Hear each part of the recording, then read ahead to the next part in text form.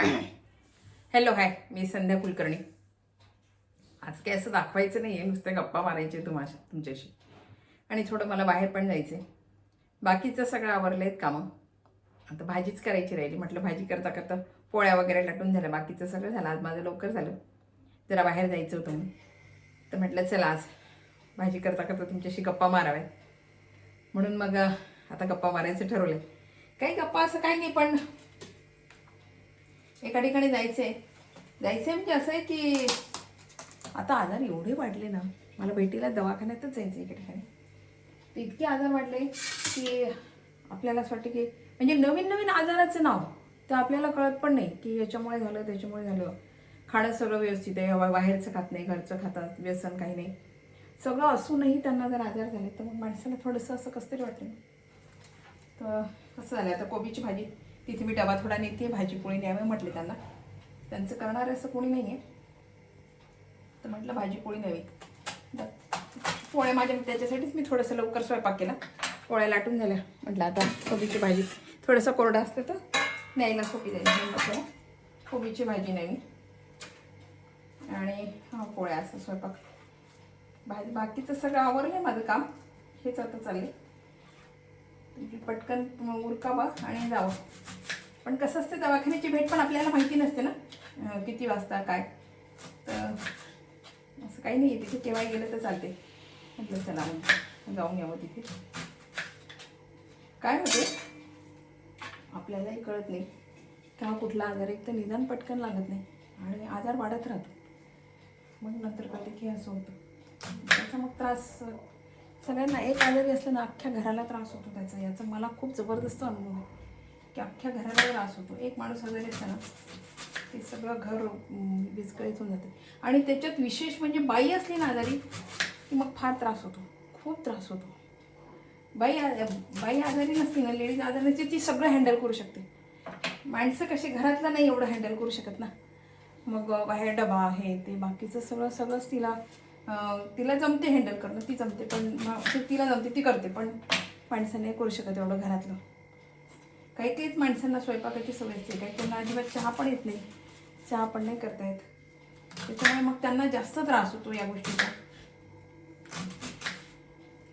काही करतात स्वयंपाक, त्यांना एवढा त्रास होत नाही. म्हणून स्वयंपाक करणं सगळ्यांना गरजेचं आहे. आपल्या पुरतं का होईना भाजी पोळी येणं गरजेचंच आहे खरं म्हणजे सगळ्यांनाच. जेव्हा ते आपल्यावर बेततं ना तेव्हा कळते की नाही, मुलांना स्वयंपाक येणं फार गरजेचं आहे. मुलींनाच नाही, मुलांना पण स्वयंपाक येणं फार गरजेचं आहे. खूप त्रास होतो. बाहेरचं किती खाणं, खाऊन किती खाणार आहे बाहेरचं ना. 1 दिवस खातील, 2 दिवस खातील, नंतर काय नाही. याच्यासाठी स्वयंपाक सगळ्यांना आलाच पाहिजे. आणि याच्यासाठी ना मुलांना पण घरात थोडीशी मदत करावी, यायला विचारावं, करावी काय करू असं सगळं. पण ते आजकालची मुलं नाही करत एवढी मदत. बेतली की मग कळते, त्यांच्यावर जेव्हा बेतन मग तेव्हा कळते की नाही मदत केली पाहिजे, आई आपली काय करत होती म्हणजे असं. म्हणून स्वयंपाक करणं फार गरजेचं आहे सगळ्यांना. आता कोबीची भाजी करायची मला आणि पोळ्या तर लाटलेच आहे, बाकीचं सगळं उरकलं आहे माझं काम. आज मी लवकरच केलं आहे कारण जायचं होतं दवाखान्यात, तर म्हटलं मला लवकर ओळखावं सगळं. तिथून थोड्याशा मैत्रिणी सगळ्यामध्ये म्हणून राहिल्या, पण तिथून थोडंसं बाहेर पडलो. बघू आता ऊन कसं आहे, ते उन्हावर सगळं उडून बाहेरचं झालं. पण दवाखान्यात मात्र जायचंच आहे.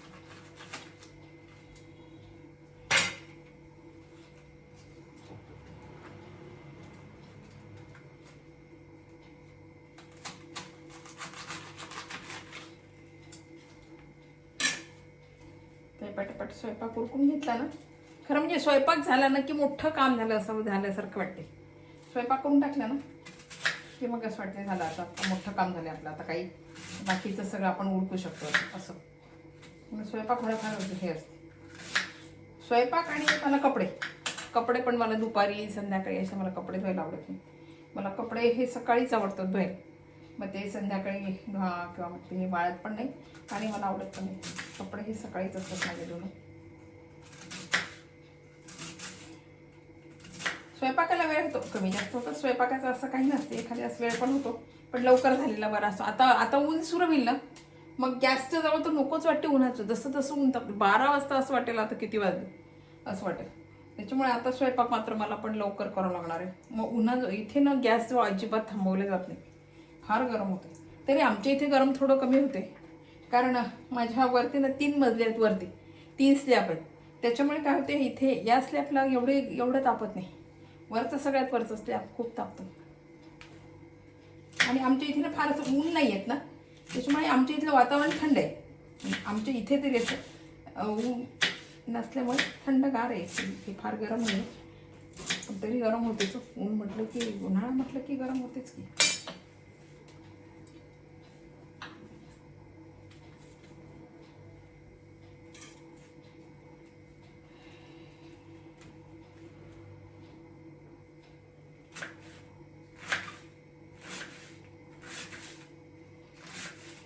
कोबी अशी फार हिरवी नाही मिळाली मला. हिरवीगार कोबी असली नक्की छान वाटते, पण ती हिरवी नाही मिळाली कोबी मला.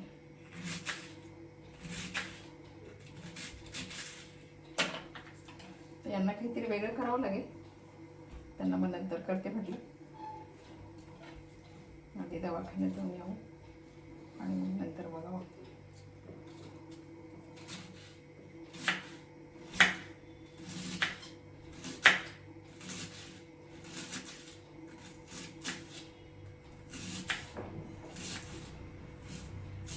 हे पाणी दूषित आहे की काय काय माहित नाही, पण आजार आमच्या इथे तर खूप आजार वाढलेत, खूप आजार वाढले. कोणाला जुला पाणी उलट्या ह्या तर फार चालू झालेत, खूप चालू आहेत. जिथे तिथे प्रत्येक घरात जुला पाणी उलटी आहेच. पण असं झालंय. तर मी तर नाही, मी पाणी न उकळूनच पिऊन राहिली. आमच्या घरात आम्ही सगळं पाणी, म्हणजे मी काय करते, रात्री पातेलं भरून उकळून ठेवते आणि मग ते रात्रभर गार होऊन जाते ते पाणी, आणि मग सकाळी ते पाणी आम्ही सगळेजण पितो. रात्रभर गार झाले पाणी, मग ते सकाळी असं उकळल्यासारखं वाटत नाही, कोण पण वाटत नाही, आणि छान वाटते ते पाणी. मग असं उकळूनच पाणी आम्ही पितोय, कारण वातावरणच बेकार आहे. काय करायचं, सगळेजण म्हणजे इथे सगळेच आजारी आहेत, सगळे आमच्याकडे. त्याच्यामुळे मग नको ते उकळून पिलेलं बरं पाणी, म्हणून आम्ही उकळूनच पितो पाणी या वातावरणामुळे. बाकी काही नाही तर पाणी आमच्या इथलं स्वच्छ असायचं. 1 दिवस आड पाणी येतं आमच्या इथे, रोज पाणी येत नाही, आणि पाणी स्वच्छ असायचं. पण ते काय झालं माहीत नाही, पण ह्या आजारामुळे सगळ्यांना सांगितलं नाही पाणी उकळून प्या, पाणी उकळून प्या.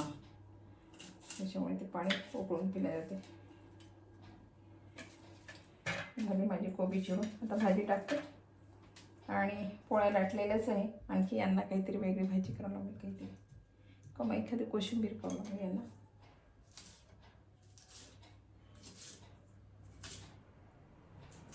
आता भाज्या एवढ्या महाग नाही झाल्या, आता भाज्या पण स्वस्त होते. आता हिरव्या भाज्या महाग राहतील, ह्या भाज्या बाकीच्या स्वस्त राहतील, पण हिरव्या भाज्या आता उन्हाळ्याच्या हिरव्या भाज्या एक तर मिळत पण नाही, आणि महाग खूप असते. झाली माझी कोबी चिरून, भाजी टाकून देते, म्हणजे काय होईल पटकन. कोबीची भाजी व्हायला फार वेळ नाही लागत, पटकन होते.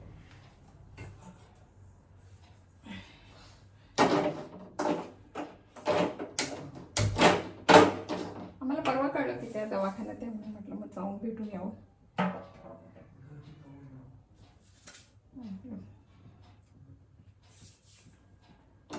कढई तापायला थोडा वेळ. असं खरं म्हणजे आजार एवढे वाढले आहेत ना, नको नको झालं आहे.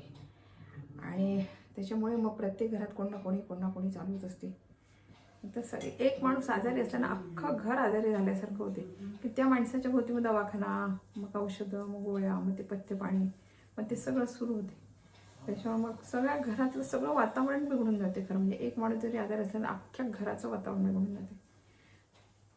आणि पाहुणे, खरं म्हणजे पाहुणे पण येणारे असतात, त्यांना असं वाटते आपण भेटीला जावं, पण ते आजारी माणसाचं करता करताच घरचं करणारा माणूस बेजार होतो, त्याचंच करता करता जाते. आणि त्याच्यात पाहुणे आले ना की मग आणखीन पाहुण्यांना असं वाटते आपण भेटीला जावं, नाही तर आपल्याला काय म्हणतील आपण भेटीला गेलो. त्यांचंही बरोबर असते, पण करणाऱ्याला असं वाटते की आम्ही घरातलंच करून मला काय येता गेलं, आता परत पाहुण्यांचं स्वयंपाक पाणी घेते. हे असं प्रत्येकाकडे. नाही गेलं तरी म्हणतात की आले नाही, आणि गेलं तर असं वाटतं की नको. मग त्याच्यापेक्षा काय, जायचं आपलं, भेटायचं आणि लगेच निघून यायचं, ते पुरती. नातेवाईकांकडे पण जायचं, भेटायचं आपलं, दवाखान्यात म्हणा, घरी म्हणा, 5 मिनटं. ते राहायला गेलं ना लांब असले की मग राहिल्या जाते, मुक्काम केला जातो. आणि मग आपली बरोबरी ते आजारी माणसाचे सोडून मग त्यांना आपली बरोबरी करावी लागते पाहुण्यांची. मग ते फार त्रासदायक होते खरं म्हणजे. माझी मिरची चिरायची राहिली, माझ्या लक्षात नाही राहिलं. मिरची आणते.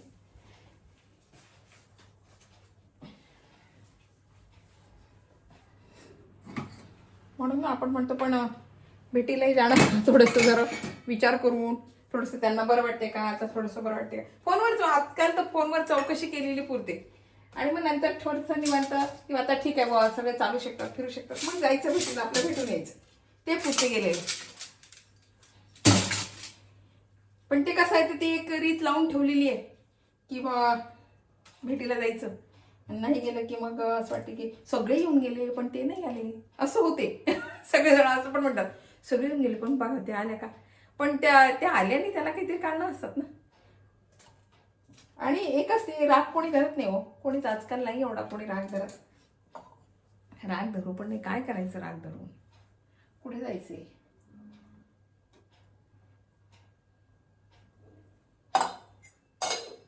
माणसाचा भरोसा नाही आजकाल तर. माणसाचं खरं सांगते भरोसाच राहिलेला नाही. कुठे राग धरता कुठल्या गोष्टीचा. जे आहे ते ठीक आहे असं म्हणायचं आणि चालायचं. आपलं प्रत्येकाचे स्वभाव असतात, त्याला काही इलाज आहे, स्वभाव आहे तो. आणि त्या माणसाला किती आपण समजून सांगितलं तरी त्याला फरक पडत नाही त्या गोष्टीचा, कारण त्याचा स्वभाव आहे. हा तेवढ्यापुरतं आपण बोललं ना तर तेवढ्यापुरतं त्या माणसाला फरक पडेल की नाही बा आपण असं वागलं, हे चुकीचं वागलं, हे त्याच्या लक्षात येते. पण तो कबूल करत नाही, त्याचा इगो हटवतो. ते तो कबूल करत नाही की आपलं हे चुकलं म्हणून. पण मनात कुठेतरी कोपऱ्यात त्याला वाटलेलं असते की हा आपलं हे चुकलं. आपणही मनात नाही धरायचं, जाऊ दे चुकलं. आपण आपल्या मुलाच्या चुका पोटात घालतो की नाही, आपल्या सख्या नवऱ्याच्या चुका आपण पोटात घालतो, मुलाच्या चुका मग नातेवाईकांच्या घालायच्या. पुढे बिघडलं घातलं तर थोड्या चुका पोटात. पण ते एखाद्या वेळेस असं होते आपण खूप सज्जनपणाने वागतो, आपण खूप चांगलं वागतो, पण त्याचा सगळा अर्थ उलटा जेव्हा काढला जातो ना तेव्हा मग माणसाला खूप त्रास होतो की आज मी कशासाठी अशी वाटली, याचं कारण मला कोणीच नाही विचारलं. असं पण होते बरं का, तुम्ही मी अशी का वागली याचं कारण नाही विचारलं कोणी, पण बोलायला सगळे तयार झाले आम्हाला, असे म्हणतात बरेच जण. ते पण बरोबर आहे त्यांचं. आणि आतले कारण कोणालाच माहिती नसतं, आतमध्ये काय हे कोणालाच माहिती नसतं.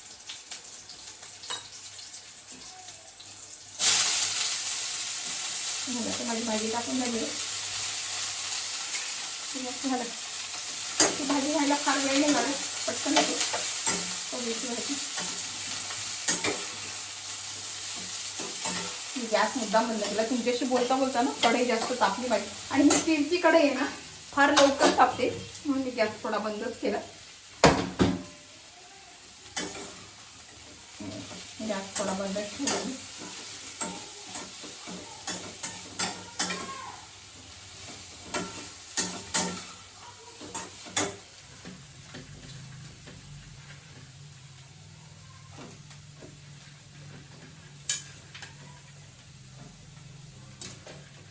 आज म्हटलं भाजी करता करता तुमच्याशी गप्पा मारावी. रोज पोळ्या लाटता बऱ्याच वेळा तुमच्याशी गप्पा मारते. आणि आज मला घाई खूप होती, त्याच्यामुळे मी पटपट आधी पोळ्या लाटून घेतल्या आणि म्हटलं नाही आता तुमच्याशी गप्पा भाजी करता करता माराव्यात असं ठरवलं.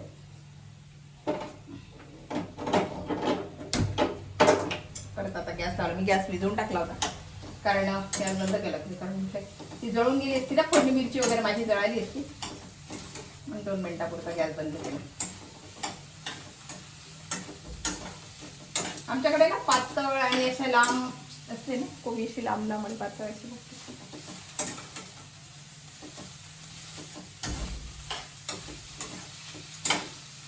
आता ही कोबीची भाजी आहे ना, ही मुलाला आवडते, मला आवडते, यांना आवडत नाही. आणि कोरडी पण आहे ना, यांना दुसरं काहीतरी करावं.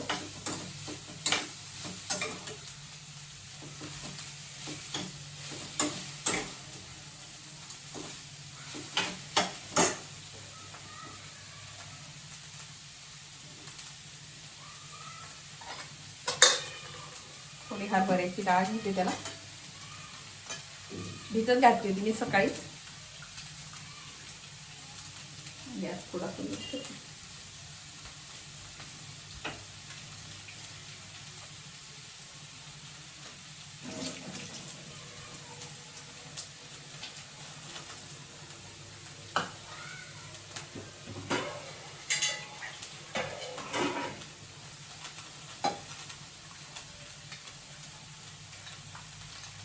आधी भाज्या करून घेतल्या ना की मग पोळी लाटली की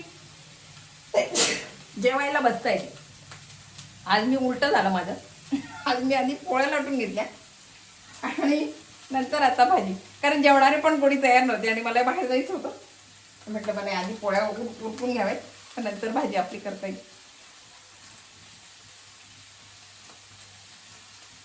छोटा डबा नाही ते म्हटलं त्यांना.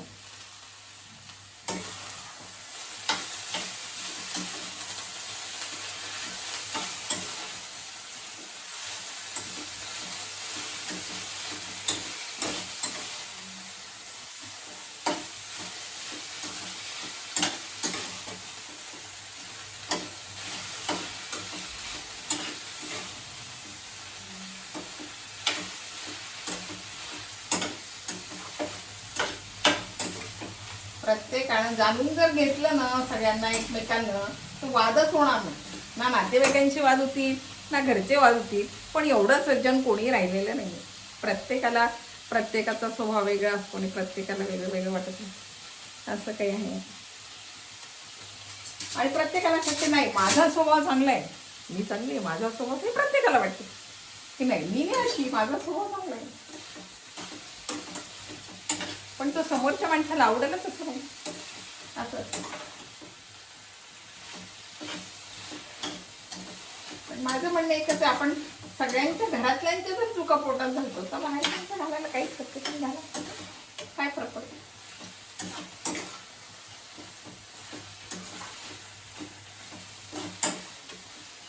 आणि हे विशेष आहे, क्वचितच म्हणजे तरुण पण, खरं सांगू का, तरुण पण इतकं विचित्र असते.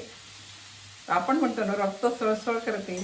तरुणपणात ना माणसाला राग पटकन येतो, त्याचा इगो हट होतो, त्याला कुठली गोष्ट सहन होते. हे प्रत्येकाचं आहे, किती शांत स्वभाव असला तरी त्यालाही राग येतो, त्यालाही हे प्रत्येकाचं तरुण माणसाचं. जसं जसं वय होत येते ना तसं तसं स्वभाव, प्रत्येकाच्या स्वभावात फरक पडतो. काहीच माणसं हट्टी असतात, नाही तर स्वभावात आपोआप शांत होतात, कारण ते इतका अनुभव असतो, इतकं त्यांचं असं हे झालेलं असं शांत होतात ते. त्यांचा इगो पण हटवत नाही, त्यांना कोणी बोलायला लागत पण नाही. मग हळूहळू जसं वय होते असं शांत होऊन जातात सगळे. मग त्यांनाही शेवटी असं वाटते काय करायचंय, जायचंय शेवटी, कुठे राग धरून बसायचं आणि कोणाकोणाचा राग धरायचा, सोडून द्यायचं.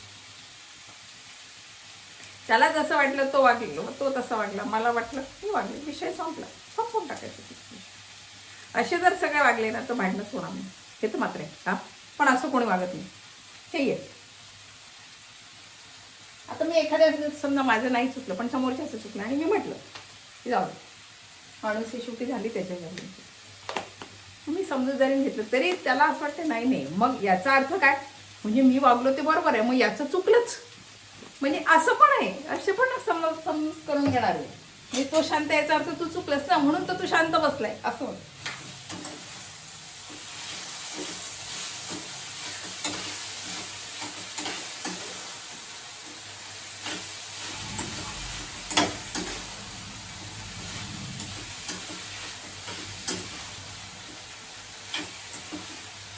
मला कढीपत्ता नाही मिळाला.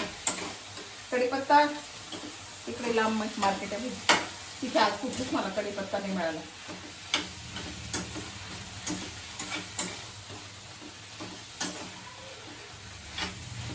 तिथे कुठे जायचं म्हटलं, एवढ्या लांब नको जायला.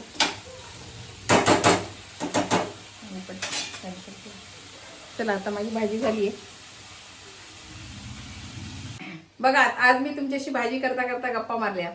माझ्या गप्पा विशेष म्हणजे माझ्या गप्पा तुम्हाला कशा वाटतंय, माझे विषय तुम्हाला आवडतंय का, हे मला कमेंट करून सांगा. आणि माझ्या चॅनलला लाईक करा, शेअर करा.